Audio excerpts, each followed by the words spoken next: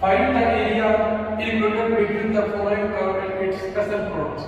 निम्न अनंत स्पर्शी और इस वक्र के बीच का अपने को एरिया निकालना है। ठीक है, तो देखो वक्र बनाने के अंदर हमने सीखा था कि सबसे पहले हमें इस वक्र का अंतर्गत करना पड़ेगा, ट्रेस करना पड़ेगा इस कर्व को। ठीक है, तो कर्व हमारा कुछ टाइप का xy square is equal to 4a square bracket 2a bracket में x। सबसे पहले इस इक्वेशन को ओपन करते हैं, तो xy square is equal to 8a cube minus में 4a स्क्वायर x। सारी इक्वेशन को एक साइड करो, तो xy square plus x into 4a square या 4a square x minus 8a cube is equal to 0। Trace करने के लिए सबसे पहला पॉइंट कौन सा आता है? सिमेट्री, सममिति। तो सबसे पहले सममिति,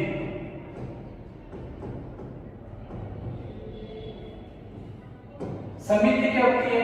इसको हम सिमेट्री बोलते हैं कि दी इक्वेशन के अंदर बताओ क्या सभी x की घात सम है, इवन है? नहीं है। उससे क्या सभी y की घात सम है? तो ये वक्र किसके सापेक्ष सममित होगा? x एक्सिस के सापेक्ष क्या होगा? सममित होगा।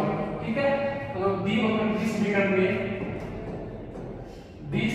में सभी y की घात सम है, अतः वक्र x x के सापेक्ष सममित होगा। वेरी गुड, x x के सापेक्ष सममित होगा।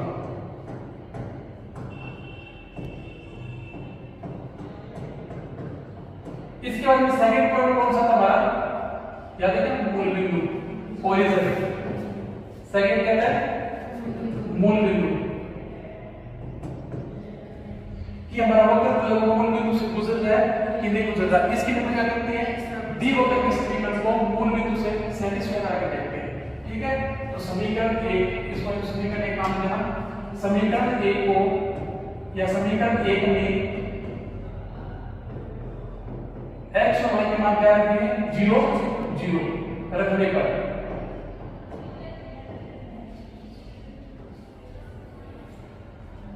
देखो 0 0 तो 0 plus 0 minus 8a cube is equal to 0, यानी 0 plus 0 minus 8a cube equal to 0।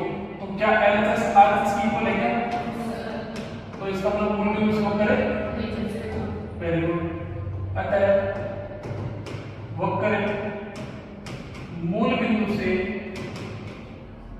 नहीं गुजरेगा।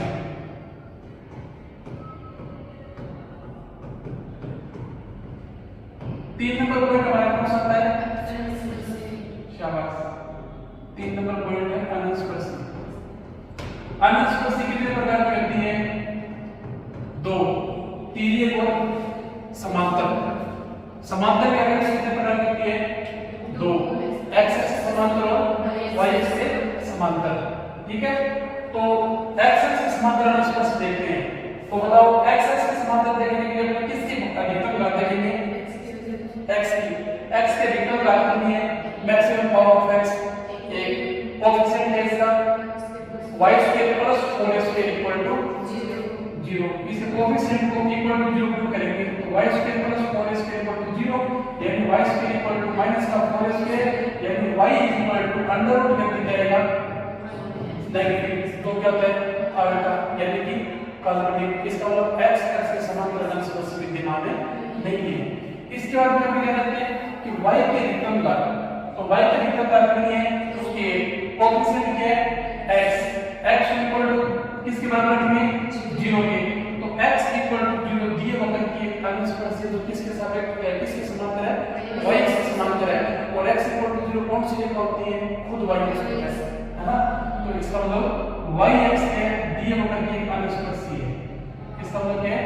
y x दिए वक्र की एक अनंत स्पर्शी है, असिम्प्टोट है, एक अनंत स्पर्शी है। ठीक है,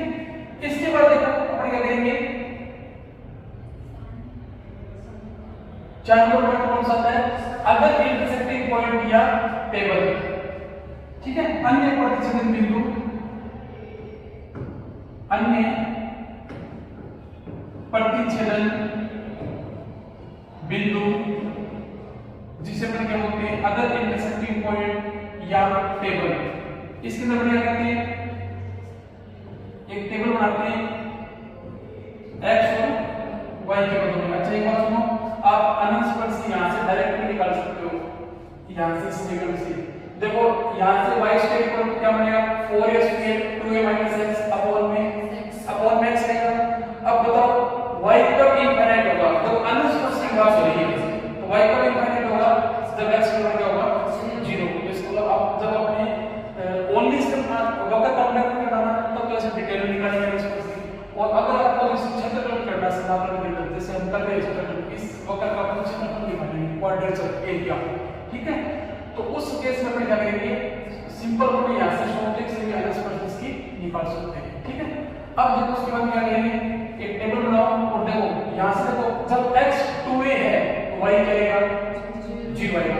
जब x a है, यहां a देखो तो क्या कर सकते हो? देखो यहां a आएगा, a y equal to 4a square और 2a माइनस a यानी a से कैंसिल, तो y स्क्वायर इक्वल टू क्या बनेगा? 4a यानी y इक्वल टू क्या बनेगा? प्लस माइनस का 2a, ठीक है। तो यानी जब x क्या a है उस समय y इक्वल टू प्लस का 2a, और जब x a है तो y इक्वल माइनस का 2a। शाबाश। अब देखो x equal to 2a, x को हमने 2a रखा तो y क्या बनेगा? 0 बनेगा। इन चार जो आपके रिक्वायरमेंट्स ये है, इनसे पर क्या करेंगे? अपना जो गिवन होता है उसको बना सकते हैं, ठीक है। तो देखो नेक्स्ट पेज पे करते हैं इसका।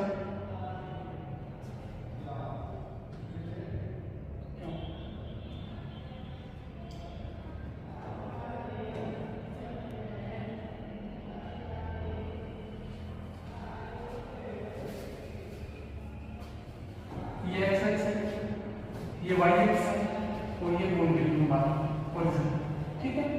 इसके बाद देखो सबसे पहले क्या है? सबसे पहले क्या है? वक्र जो है वो किसके सापेक्ष में मिलता है? x एक्सिस के सापेक्ष में मिलता है। यानी जितना वक्र x एक्सिस के ऊपर बढ़ेगा उतना ही वक्र x एक्सिस के नीचे बढ़ेगा। सेकंड पॉइंट क्या है? क्या हमारा वक्र मूल बिंदु से गुजरता है? नहीं गुजरता है।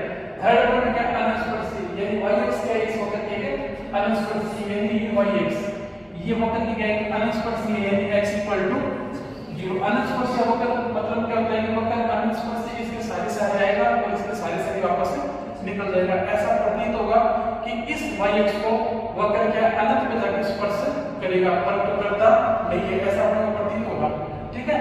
इसके बाद देखो 4 नंबर पॉइंट क्या है? x a है तो y 2a है, x a है तो y माइनस का 2a है, और x जब 2a है तो y 0 है। तो देखो जब x प्लस का 2a है, x प्लस का क्या a है, उसमें y क्या है? यहां मान लीजिए a है, ये मान लीजिए 2a है, यहां मान लीजिए a है और ये मान लो ये 2a है। इसी प्रकार अपने आइडिया से फ्री हैंड से मान होता है, ठीक है ना। तो देखो जब x प्लस का है तो y क्या है? 2a और y क्या है? 2a, ठीक है। फिर जब x 2a है तो उसमें y क्या बना? 0 है। अब देखो वक्र कैसे छोटा करो,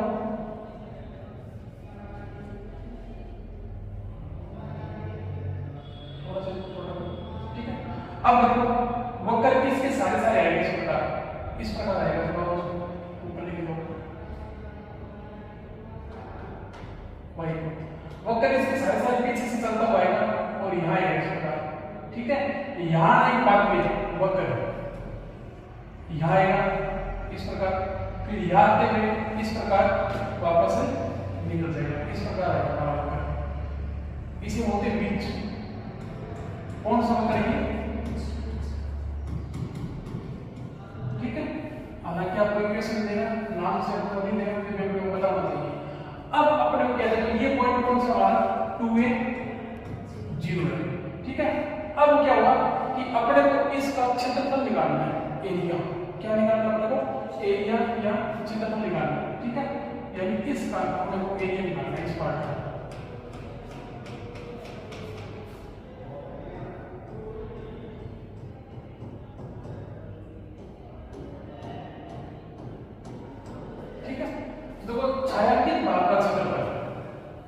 क्या कहेंगे छायांकित भाग का क्षेत्रफल।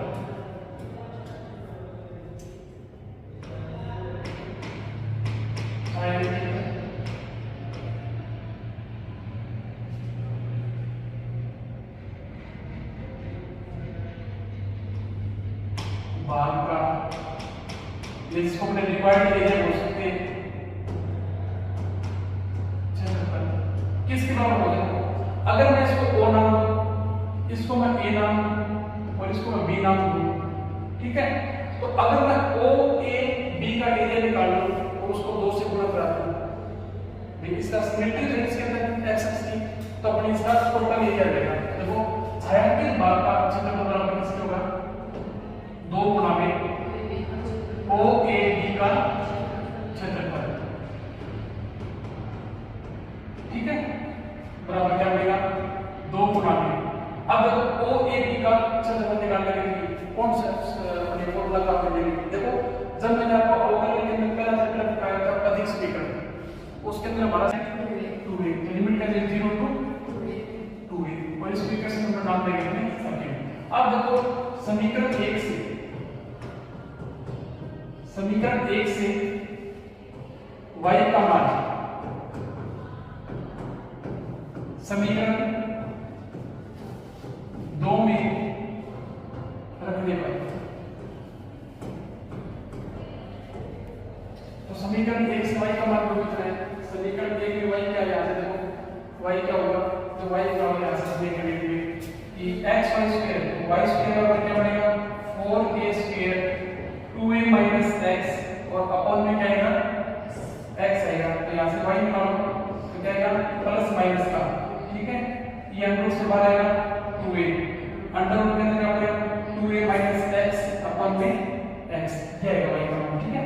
तो प्लस माइनस क्योंकि एरिया का नेगेटिव नहीं होता, अगर लास्ट में आंसर आपका नेगेटिव आ जाए तो उसको लंबाई है लेंथ है एरिया है वो कभी नेगेटिव नहीं होते। तो y का मान 2a under root 2a minus x upon में x, ये मान अपनी ध्यान रखेंगे। तो क्या बनेगा कि required area is equal to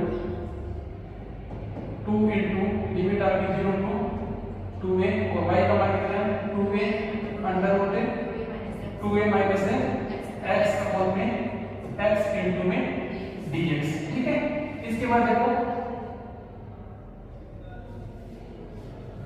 देखो इसका समाकलन करना पड़ेगा यहाँ पे, तो 2a तो कांस्टेंट है, बाहर आएगा तो 4a और लिमिट 0 टू 2a और अंडर रूट के अंदर 2a माइनस में x अपॉन में x इनटू में dx, ठीक है। अब देखो जब भी माइनस के अंदर हो तो अपनी क्या पुट करते हैं रिप्लेसमेंट, रिप्लेस क्या करते हैं x को या साइन मान लो या कोस मान लो, साइन मानोगे तो जो अवकलन आपका वो कोस में जाएगा, कोस मानोगे तो अवकलन आपका माइनस साइन में जाएगा, ठीक है, कुछ भी मान सकते हो क्या। तो देखो क्या करेंगे नेक्स्ट केस में करेंगे कि आपका जो रिक्वायर्ड एरिया है वो क्या देगा 2 गुना में, ठीक है, और लिमिट क्या है 0 टू 2a और 2a माइनस में x अपॉन में क्या आपका x और इनटू में क्या dx,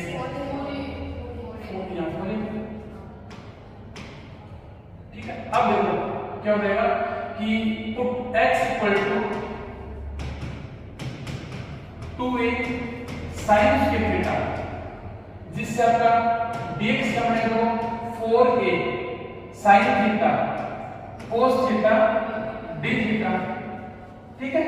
इसके बाद देखो लिमिट भी चेंज होगी, सीमाएं भी क्या होगी चेंज होगी। अब देखो सीमा जब x के 0 है, जब x 0 है ना 0 तो 2a sin के थीटा बराबर 0 यानी sin के थीटा बराबर 0 यानी sin थीटा बराबर 0 और sin थीटा 0 को होता है 0 करता है, तो उसमें थीटा भी क्या होगा 0 वैल्यू।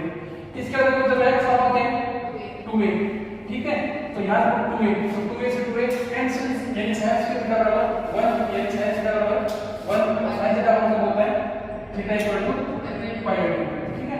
ये सारे जो चेंज है वो यहां होगा, ठीक है। देखो एरिया क्या होगा आपका required area is equal to 4a limit आपकी क्या जाएगी 0 टू π/2, अंदर देखो 2a माइनस में 2a sin के theta 2a common 1 minus sin के थीटा cos के थीटा और अपॉन में क्या आएगा आपका जो क्या पड़ेगा आपको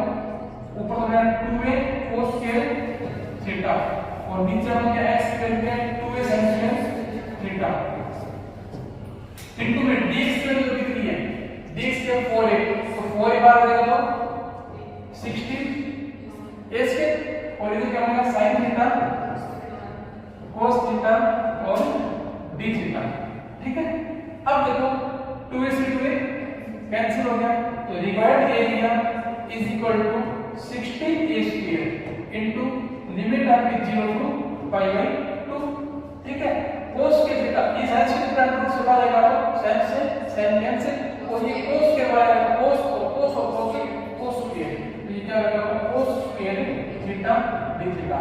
अब यहां से समाकलन करने के दो तरीके एक तरीका तो आपका ये कि cos को हाफ में चेंज कर लो तो cos की थीटा क्या होगा 1 प्लस cos 2 थीटा पर में 2 वो तरीका तो पहले 6 के एक नया तरीका होता है बीटा गामा समाकलन बीटा गामा समाकलन ना बीटा गामा समाकलन आपके समाकलन के अंदर चैप्टर है ठीक है। इन्हें आइलर के समाकलन बोलते हैं आइलर ने सूत्र दिए थे ये आइलर का प्रथम समाकलन है ये आइलर का द्वितीय समाकलन है। आइलर का नाम सुना आपने बहुत बड़े गणित की होगी आइलर इसे तो बोलते हैं आइलर का प्रथम समाकलन और इसे बोलते हैं आइलर का द्वितीय समाकलन। पूरा चैप्टर आपने अलग से बीटा गामा समाकलन तो उसका एक फॉर्मूला अपने यहां पे काम देंगे हालांकि एक ही फॉर्मूला लेंगे पूरा चैप्टर बाद में देंगे। जो आइलर ने बोला था कि अगर लिमिट हो 0 टू पाई बाय 2 और sin n थीटा और cos n थीटा और d थीटा तो लिमिट 0 टू पाई बाय 2 होनी चाहिए शर्त लगा दी इसकी कि लिमिट क्या होनी चाहिए 0 टू पाई बाय 2 होनी चाहिए अपने लिमिट क्या 0 टू पाई बाय 2 है। इसके अलावा sin n theta cos n theta d theta तो ये होता है गामा n बाय 2 अपॉन में 2 gamma m plus n plus 2 upon में 2 ठीक है। गामा n होता है गामा n ठीक है। अब देखो यहां पे साइन क्या है 0 है gamma n plus 1 gamma n plus 1 और गामा n प्लस 1 ठीक है। अब देखो यहां पे साइन क्या है साइन की वैल्यू नहीं तो अपन साइन यहां पे 0 मान लेंगे sine 0 theta cos square theta d theta ठीक है ना। और इसके बाद देखो अब बताओ n की वैल्यू क्या है 0 है n की वैल्यू क्या है 2 है और अपने इस फॉर्मूले के अंदर रखो तो देयरफॉर ये क्या जाएगा देखो required area is equal to यहां है आपका गामा अपॉन में 2 इनटू गामा ठीक है। अब देखो उसके बाद में अपॉन में 2 सॉरी ये गलत है मैंने अपॉन में 2 ठीक है। अब देखो गामा m क्या 0 प्लस 1 यानी 1/2 इसका तो क्या होगा गामा 3/2 इसका जो गामा 0 प्लस 2 और 2 प्लस 2 4 और 4/2 यानी 2 ठीक है। अब मेरी बात सुनना कि गामा इक्वल टू फॉर्मूला एक साइड में करो कि गामा 1/2 का मान होता है √π कितना होता है √π होता है ठीक है। और गामा n का मान है ना गामा n का मान होता है n - 1 फैक्टोरियल होता है कितना होता है n - 1 फैक्टोरियल। जैसे यहां पे गामा 2 है तो कितना हो जाएगा 1 फैक्टोरियल और 1 फैक्टोरियल की वैल्यू कितनी होती है 1 होती है ठीक है। इसके अलावा एक फॉर्मूला होता है जैसे आपको इसको सॉल्व करना है गामा 3/2 तो इसको कैसे सॉल्व होगी आप इसमें से 1 घटाओ तो क्या आएगा 1/2 उसको बाहर लिखो और फिर अंदर क्या बनेगा 1 घटाओ तो 1/2 देगा और ये बनेगा गामा 1/2 तो गामा 1/2 कितना होता है √π। जैसे आपको गामा 5 होता है तो वो सॉल्व करना है 1 घटाओ तो लिख जाओ 3/2 1/2 फिर इसमें से 1/2 घटाओ ठीक है और फिर √π जैसे आपको गामा मोड़ का सॉल्व करना है तो क्या करेगा 7/2 5/2 3/2 और √π पूरा एक चैप्टर बीटा गामा फंक्शन का ठीक है ना। एक बार देखो कुछ फॉर्मूले नोट करो 1/2 3/2 1/2 और √π ठीक है। इसके बाद देखो इसी तरीके से हम यहां पे सॉल्व करते हैं इसको ठीक है। और रिक्वायर्ड एरिया का और इनटू में का स्क्वायर 16 ए स्क्वायर एरिया आपका डिवाइड कर देगा is equal to 16 a square. ठीक है, ये कैंसिल हो गया, 8 इसके वैल्यू 1 है तो आप एरिया कर देगा divide area is equal to 8 a square under root pi इसके वैल्यू 1 बटा 2 अंडर रूट पाई और अपन में कुछ नहीं अपन देख रहे हैं इसके वैल्यू होती है। ठीक है, ये आपका देगा 4 ए स्क्वायर पाई, ये आपका डिवाइड है। ठीक है, क्लास में